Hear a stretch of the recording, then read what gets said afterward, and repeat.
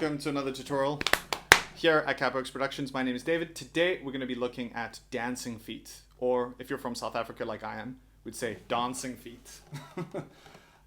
Really incredible song. I love this song so much. I've just been listening to it this morning, and I really like the 80s flavor that it comes along with. Reminds me of a couple of songs actually. One being Uptown Funk by Mark Ronson that came out super popular a few years ago. More so, it actually reminds me of a song by Daft Punk called Get Lucky. I'm sure some of you will recognize that. That was also a very popular song.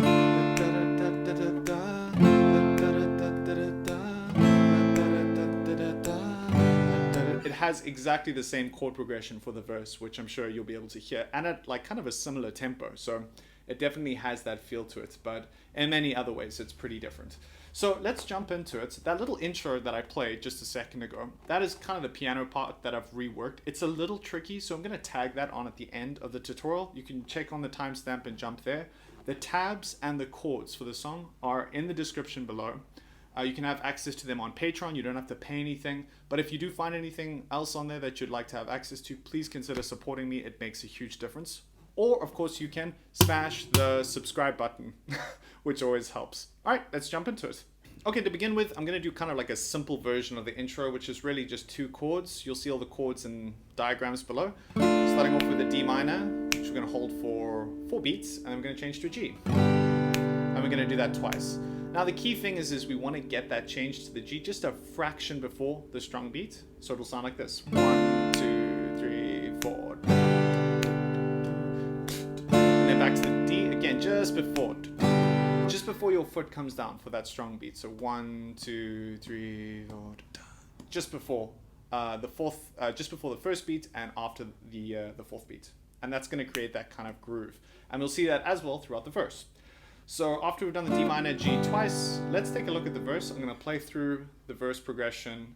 I'm not really doing a whole lot with the right hand, but I'll break down the important stuff after I played through it once.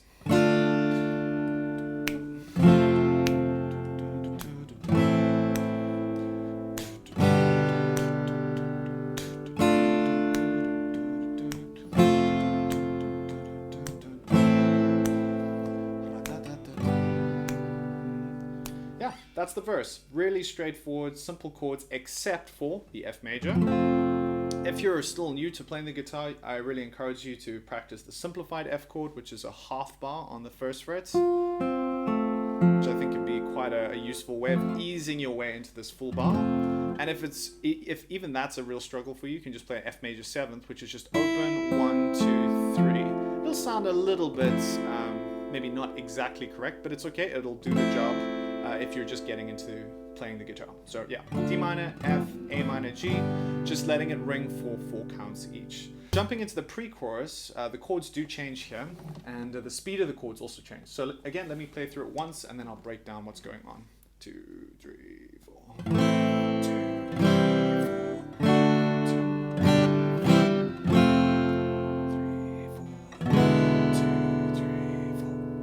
So here the speed of the chord changes is slightly different. The A minor we're going to hold for 2 beats, the C major 2 beats, and then the D major for 2 beats. Then the G over B and the C are going to be 1 beat each. So 1, 2, 3, 4, 1, 2, 3, 4 to the F, 2, 3, 4, and then to the E7 to finish off, which we'll hold for 4 counts. The G over B is just basically a G major chord, but we're going to be really only strumming from the 5th string because we want the B to be in the bass. That's why it's G over B. The B needs to be the bass part, which leads very nicely into the C major chord and then to the F major chord. Little trick for practicing C to F: keep your 3rd finger anchored down in between changes, don't lift it up. If you look at my 3rd finger, it should not be going anywhere because that is the common denominator between the 2 chords. Great. D minor for the chorus. Let's jump into the chorus. 1, 2, 3, 4.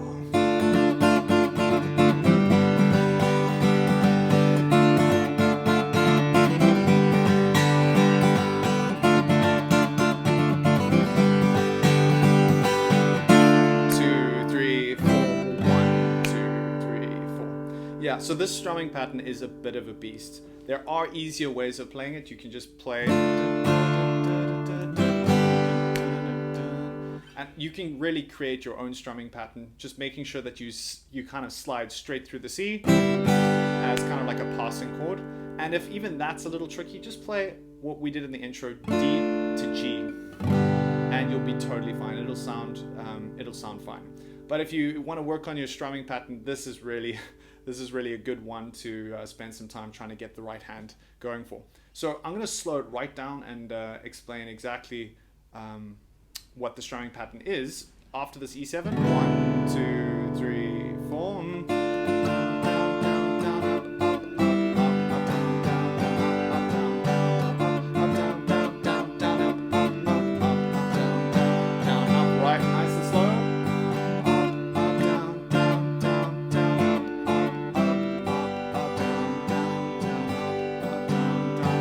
Really, this is the best strumming pattern. This is the best strumming pattern to practice at a very slow tempo.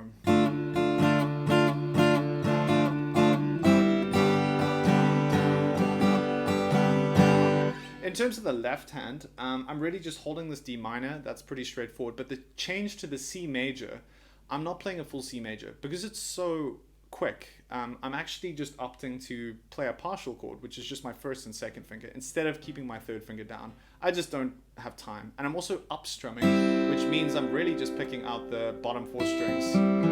So there's no real point in trying to get my third finger down. And it helps so that when I change to the G, I just have a little bit more time.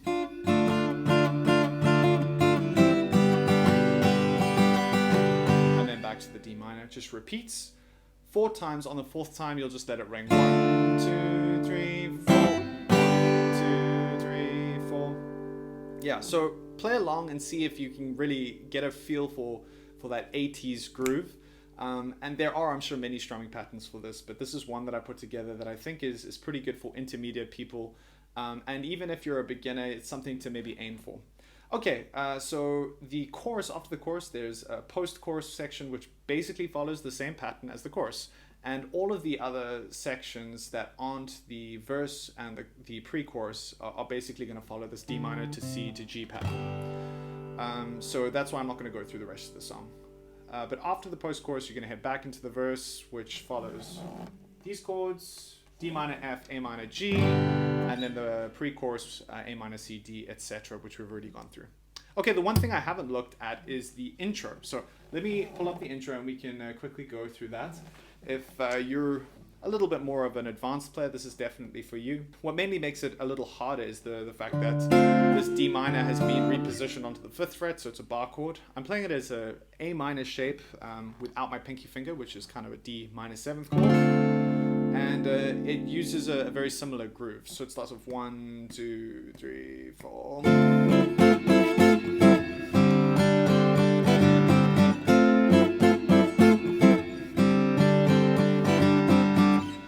And I'm using kind of a weird strumming pattern. You can also experiment with up and down in terms of what is most comfortable for you. I haven't put in a strumming pattern specifically to leave it sort of optional and up to personal preference.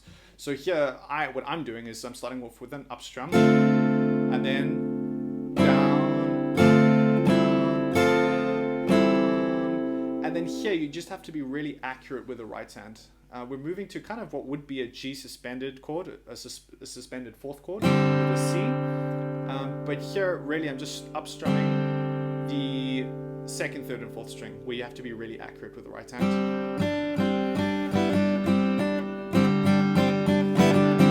And then jumping straight back in. So let me slow it down. 2, 3, 4.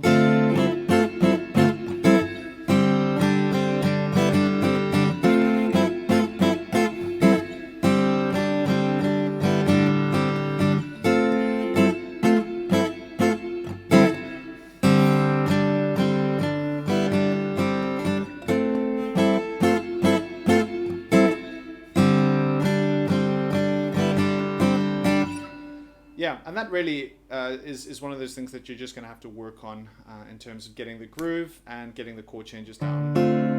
But yeah, that first pattern, you're really just going to move to your bar on your 1st finger, and then you're going to kind of move back and forth, a little bit like that the guitar part in We Will Rock You eventually at the end. It's much higher. it's up here, I think.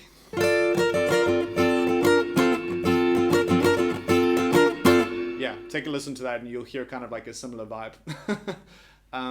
Yeah, and then the second part is just about accuracy with the right hand on this G. And then jumping back as quickly as possible. So good luck with that. Again, if you want the tabs for that, they are free in the description below. I really hope this tutorial has been instructive and helpful. Thank you so much for watching and good luck with your guitar playing. I'll see you on the next tutorial. Thank you.